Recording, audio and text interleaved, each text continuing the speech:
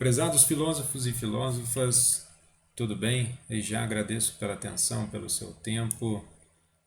E vamos aqui com essa breve análise histórica do surgimento da filosofia, ali a filosofia antiga, até a filosofia medieval. Dentro da filosofia antiga nós podemos englobar o período mitológico, o período cosmológico, que é chamado também, conhecido ali de pré-socrático ou dos filósofos naturalistas, passando pelo helenismo e depois nós chegamos aí à transição da antiguidade para o período medieval. Então podemos já elencar de início que a filosofia ao qual é o nosso objeto de estudo, a filosofia grega tem o seu surgimento ali no século 7 antes de Cristo. E ela surge da necessidade de explicar o mundo de um novo modo. E os filósofos buscam encontrar respostas racionais para as origens das coisas, dos fenômenos da natureza, da própria existência e da racionalidade humana. Então temos aqui, nesse início, o que nós podemos chamar dos períodos iniciais da filosofia grega, exatamente aquele período mitológico e o período cosmológico, pré-socrático. O discurso, dentro da filosofia mitológica, o próprio conceito mito quer dizer discurso, ele tem como ponto de partida a criação do mundo, das entidades, dentro do panteão dos deuses gregos, ou seja, é uma teogonia, é uma narrativa a partir dos deuses, e gradativamente essa explicação ela passa para algo chamado de cosmogonia. E essa cosmogonia é o surgimento do mundo a partir de uma perspectiva da própria natureza. Então, Theo,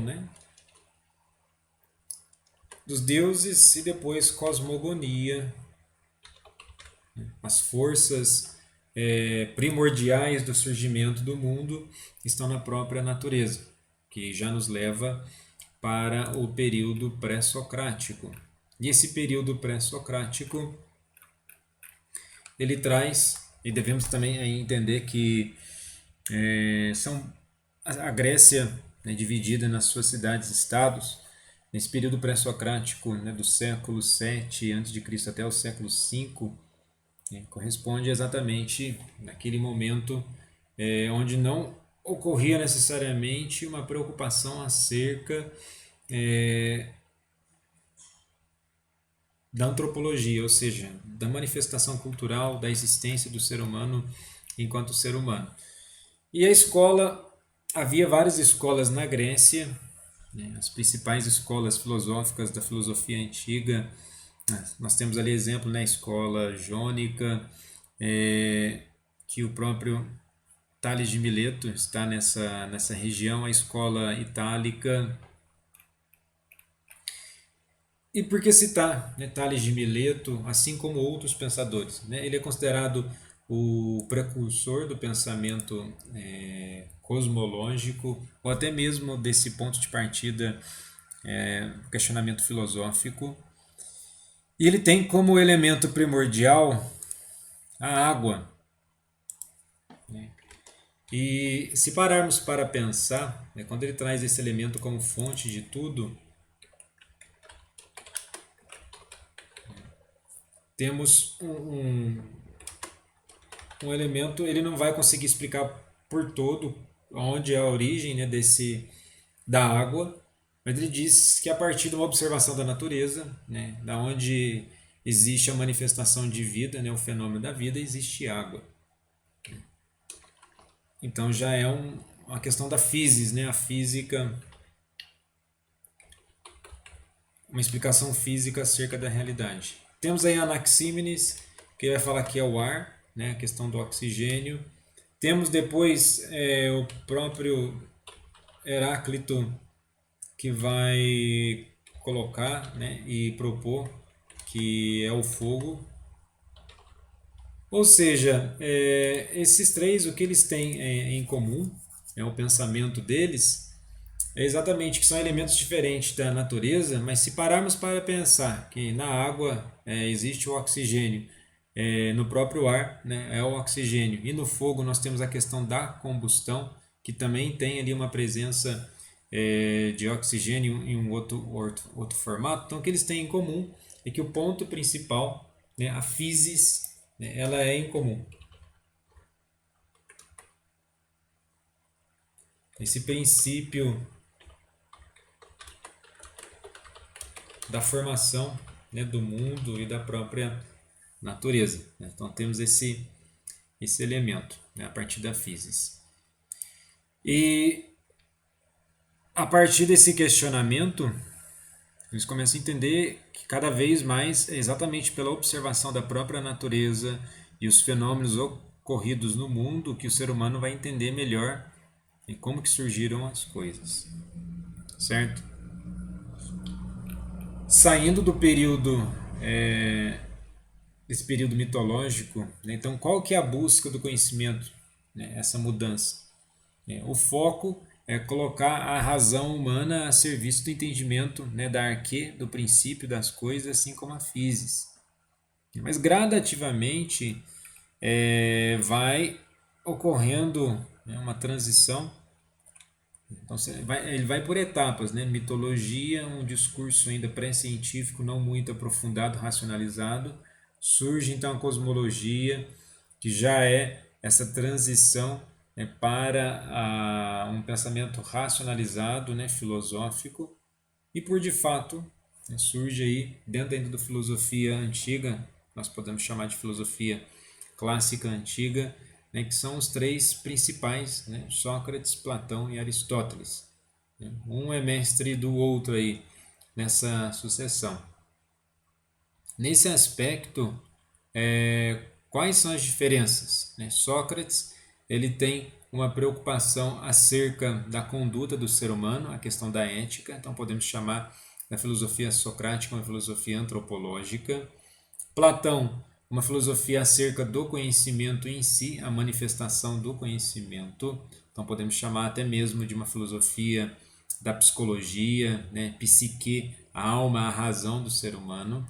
E Aristóteles, com uma preocupação da ética também, mas no sentido da aplicação do relacionamento, dessa ética aplicada ao relacionamento humano, assim como a metafísica. Se pararmos para pensar e analisar, né, qual é o foco do pensamento filosófico socrático, o foco é a busca pelo conhecimento, né, a máxima eu só sei que nada sei, é uma questão de ironia no aspecto de provocar as pessoas a conhecerem mais o próprio interlocutor, a própria pessoa que manifesta esse desejo de querer conhecer mais. Então temos aí o método socrático, que consiste na maiêutica, né, a arte de dar à luz, buscar um conhecimento, de certo modo é um nascer de novo. Esse questionamento ele provoca nas pessoas uma postura dialética. Né? O que seria essa postura dialética?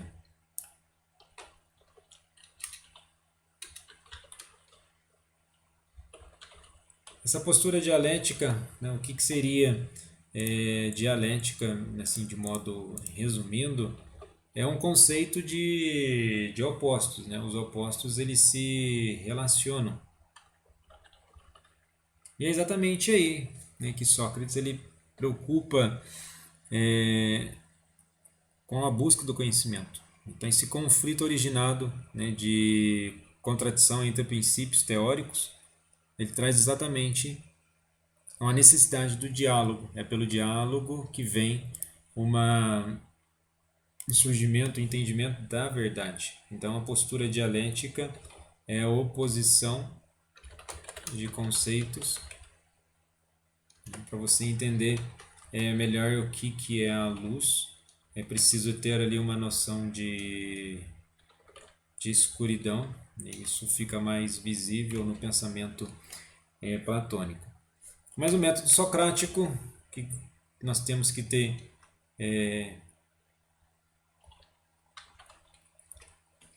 como entendimento a maiútica, é a arte de dar à luz, e a ironia, buscar essas contradições de pensamento para que então ocorra dúvidas e dessas dúvidas mais conhecimento, né? Um esclarecimento acerca do conhecimento.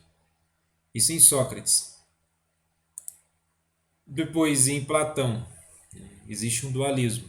Eu acabei de falar da dialética em Platão, essa dialética ela continua existente, né? É um debate entre interlocutores comprometidos com a busca da verdade, através do qual a alma se eleva gradativamente das aparências sensíveis a realidades inteligíveis ou ideias, ou seja, o mundo das ideias e o mundo sensível, o mundo da luz, o mundo da escuridão. Né? Tal dualismo ele vai estar presente no período medieval, que eu já antecipo aqui essas questões ideológicas do período medieval. O próprio conceito de luz, trevas. No período medieval, né? Deus, diabo. Né? A dimensão divina é uma dimensão simbólica que une a dimensão das trevas sensíveis, é uma dimensão diabólica, que em grego diabolos, aquele que divide, né? Que gera divisão. Nós temos o conceito de céu e o conceito de inferno. Então esse dualismo ele é presente. O conceito de bem e mal, ou bom e mal. Então temos esses conceitos opostos, e desses conceitos opostos surge também dentro da obra A República. É um livro político que trata, né, traz uma preocupação acerca, né, do conhecimento e a vida pública. E tal livro, nesse livro aí tem a alegoria ou o mito da caverna, que traz exatamente esse dualismo. Essa a alegoria da caverna, nessa reflexão, né, as pessoas que estão aprisionadas na caverna são pessoas que estão escravas dos sentidos. Sendo escravas dos sentidos, elas ficam em estado de dormência, de ignorância, e precisam então sair da caverna, buscar a luz, a razão. E Aristóteles, né, tem uma relação com o mundo da metafísica e física, porque ele trata de questões metafísicas em qual aspecto? Se nós formos como vimos, as quatro formas, né, o processo de transformação, né, quais são essas quatro formas? Né, a forma material, é o que nós temos. Temos a causa material, desculpem. Depois temos a causa formal, a causa eficiente e a causa final. Então, o que ele quer dizer com esse processo de metafísica? Tudo aquilo que surge na realidade, ela tem um princípio de finalidade. Vamos lá. A causa material de uma semente, né? O aspecto estrutural ou orgânico, né? Do que é feito uma semente. Aí essa semente ela tem uma forma, depende do tipo de semente que aqui nós estamos falando. A partir do momento que há uma aplicação, né, do agricultor, né, de uma pessoa que vai plantar essa semente, né, inseri-la no solo, ali é a causa eficiente. O que é eficácia? Aquilo que se realiza, ela vai se realizando, e a partir dessa realização ela vai atingir a sua finalidade. Então isso é uma questão metafísica. Mesmo que nós não consigamos enxergar as coisas, elas já existem em potência. Pararmos para pensar, uma criança na fase inicial, né, ou um feto, como alguns vão dizer, né, um feto na sua fase inicial, alguns vão colocar assim, né, para simplificar muito, né, a questão da vida, que é apenas um amontoado de células. Mas do que se espere daquele amontoado de células? Já é vida. A discussão é uma vida que já é uma pessoa, mas do que se espera daquele amontoado de células? Que aquilo se transforme em uma pessoa. Né? Não tem aquele amontoado de células se transformar numa cadeira, no carro. Então, a finalidade desse processo, que é um processo metafísico e até mesmo biológico, né? Aristóteles também é considerado o pai da botânica. Esse entendimento das coisas invisíveis, elas já existem, embora não sejam visíveis, mas elas já têm um impacto na realidade. E seria das quatro causas, né? A questão do ato e potência. O ato é a movimentação dessas substâncias e a potência é a realização de. Então o ser humano ele é um ser em potencial, porque nós vamos nos realizando, nós estamos por completo. Ele tem uma preocupação com o meio termo, no aspecto ético e da dimensão política agora. Em que sentido do meio termo? É um exemplo clássico muito utilizado aí, muitos palestrantes no Brasil utilizam como esse exemplo a questão os extremos aqui. Nós temos covardia e coragem. Qual que é o meio termo? O medo. O corajoso tem medo, mas ele, a partir de um treinamento, um aperfeiçoamento de suas habilidades, ele controla o seu medo, diferentemente do covarde que é dominado pelo medo. Ambos têm o medo, têm essa característica comum. A diferença é o posicionamento, a postura, a resposta do sujeito, da pessoa, em relação àquilo que está acontecendo.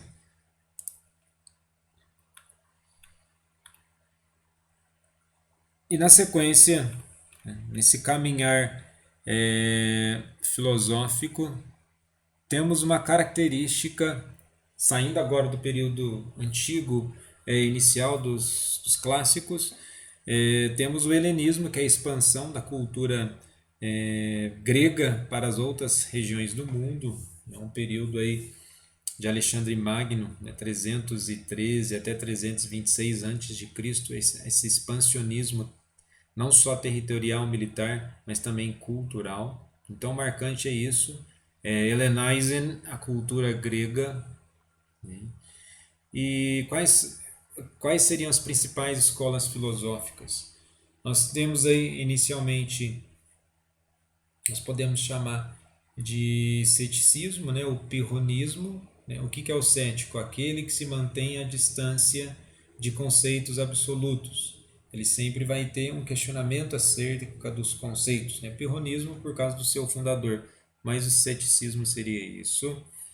Depois temos do ceticismo, nós podemos colocar aí o próprio epicurismo, que é a busca do prazer e da moderação do prazer. O prazer não é algo antinatural. Antinatural é anular o prazer, né, e destruir o corpo simplesmente por não saber utilizar do mesmo prazer, tendo em vista que o prazer faz parte da nossa faculdade de sentidos. Saindo do epicurismo, nós vamos para o cinismo, né, com Diógenes. Não quer dizer que seja cínico, a palavra cínico em grego quer dizer canis, né, viver como um cão na simplicidade, rejeitando as tradições sociais, o status social, né, dizendo que o ser humano deveria procurar a sua verdadeira essência. E o próprio cinismo tem uma influência direta no pensamento do naturalismo, né, nas escolas literárias. Depois ali na década de 60 e 70, né, com os movimentos ideológicos, filosóficos, libertários, né, um deles, hippies, tem uma influência direta do cinismo, assim como do próprio epicurismo, né, mas aí existia uma corrente paralela do epicurismo que é o hedonismo, né, uma busca desenfreada do prazer. Então, saindo aqui do cinismo, vamos para o último, que são os estoicos. Os estoicos têm como uma palavra, né, de ordem o equilíbrio, né, e conciliar a razão do mundo com a razão do sujeito. Vamos colocar um exemplo, né, de uma postura estoica. Você sabe que você vai morrer. Suponhamos que seja em um determinado dia e está se aproximando do almoço. E na sequência, você entende que você não vai morrer naquele momento, mas o momento do almoço se aproxima. Você tem onde comer, então o que seria o mais sensato? Vai almoçar, né? Vai comer. Aproveita aquele momento. A morte ainda não chegou, né? A vida não foi consumada por um todo, então aproveite aquele momento para almoçar. E quando de fato aquilo que é inevitável, né, a morte chegar, você não deixou de vivenciar, né, a sua vida, você não viveu de forma desequilibrada, ou seja, você conjugou a sua razão interior com a razão exterior. E do helenismo nós damos aí então um salto histórico para o período medieval, para finalizar aqui essa nossa breve história da filosofia. O período medieval ele traz exatamente influências, né, do universo greco-romano, tem uma fusão, né, desse universo, é uma grande influência do período medieval. Alguns já colocando que o período medieval ele surge a partir do século 8 depois de Cristo.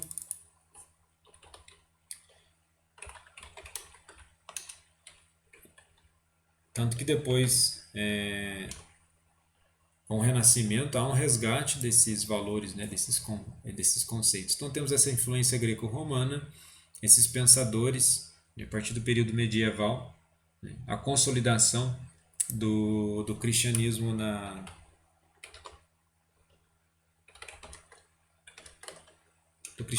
Europa. Na verdade, surge a partir dessa unificação de territórios, né? Temos a queda de Roma. A partir da queda de Roma, fica dividido em vários reinos, quando nós vimos nos mapas aí em sala de aula. E a partir da figura de Carlos Magno, que até é considerado aí o patrono da Europa, temos a unificação territorial e até consolidado, fundado o Sacro Império Romano Germânico, que tem aí a manutenção da própria fé cristã, né? Essa fé cristã que traz, como eu já disse, elementos, né, judaicos, gregos e romanos.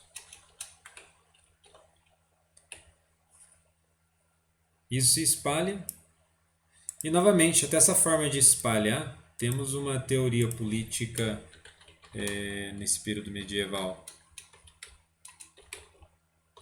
Teoria política teocêntrica, ou seja, Deus como centro das relações sociais ou de qualquer tipo de relação. Diferentemente que alguns vão elencar, o período medieval não é um período de trevas, né? Esse conceito é elaborado por alguns historiadores, né? Desatualizados, porque não é um período de trevas, é um período de muita luz, de muita criação, de muita produção intelectual, né? Mas o foco aqui temos essa história filosófica acerca do surgimento da filosofia, né, na Europa, a questão da queda de Roma e temos aí uma unificação do território europeu. Surgem outros povos, mas já há uma identidade, né, uma preservação da identidade romana e até mesmo, né, a igreja ela tem um papel fundamental por ter vários mosteiros, vários lugares para guardarem as obras, espaços para o desenvolvimento intelectual. Então ela permanece como guardiã, né, da Europa. No período então, medieval, que nós temos que nós podemos chamar de Baixa Idade Média, né, que é um período específico, né, que se estendeu do século XI até o século XV. Nele, a Europa Ocidental presenciou o auge do feudalismo, um boom de crescimento. Mas aí começa a ter essa população começou a crescer e gradativamente as cidades voltaram-se contra o processo de feudalização, né? Então geraram um período difícil, porque nós temos um boom, as técnicas agrícolas e outras e outras questões não acompanham esse crescimento, né? E aí, antes da Baixa Idade Média, que já é um processo de transição, né, para um novo momento, né, temos a Alta Idade Média, que é exatamente ali o século V, né, até o, o século X. Né? Então, Alta Idade Média, século V ao século X, Baixa Idade Média é aquilo que já vai tendo uma derrocada, né, até o século XV, a transição, né, do período de Renascimento e o período moderno, certo? Então, como temos essa divisão do território, e aí surge, né, dois expoentes do pensamento cristão, né, filosófico, né, a figura de Agostinho, né, de Hipona, que ele introduz ao pensamento cristão os elementos do platonismo, e temos, né, Tomás de Aquino, que introduz ao universo cristão os elementos aristotélicos. Resumidamente, o que nós podemos colocar de Platão é também essa visão dualista, a iluminação da natureza humana, né, por Deus, o poder temporal e o poder atemporal, o mundo da luz versus o mundo das trevas, a natureza humana como algo. A natureza humana é imaculada. Por qual razão que é imaculada? Ela tem a mancha dos sentidos. Os sentidos eles corrompem o verdadeiro conhecimento. Isso falando de Santo Agostinho, certo? Ele traz uma dimensão acerca da questão da fé e a razão, né, a qual é preciso ter fé, né, para alcançar a verdade, a iluminação divina. Temos a dimensão do livre-arbítrio, né, se há livre-arbítrio, o mau uso do livre-arbítrio que leva o ser humano a praticar atos falhos. E com Tomás de Aquino, aquilo que nós vimos, né, dentro do universo do entendimento, né, aristotélico, temos as provas da existência de Deus. Dentro da Suma Teológica, são as 5 vias da existência de Deus, né? Essas 5 vias que mostram, né, o próprio surgimento do mundo, não no sentido do Gênesis, mas já que as coisas existem, elas existem por alguma razão, não existem por acaso essas coisas. Então, Tomás de Aquino traz esse elemento do pensamento aristotélico, a questão das causas, né? As 5 vias tem extremamente a ver com as 4 causas de Aristóteles. O que Aristóteles vai chamar da causa não causada, ou motor imóvel, Tomás de Aquino vai chamar de certo modo, Deus. Então, nesse aspecto, o que nós temos das 5 causas, ou das 5 vias da prova da existência de Deus, é exatamente, né, que tudo surge de algo, não é por acaso que as coisas existem, certo? Então elas têm uma experiência de movimento, quem movimenta é Deus, né? A causa não causada. E aí, na segunda via, essas criaturas têm uma experiência da causa e eficiência, e elas são necessárias participar dessa causa eficiente para elas se manifestarem enquanto criaturas, enquanto ser. E tendemos a um grau de perfeição, aquilo que existe tem um grau de perfeição, né? Uma multiplicidade de elementos.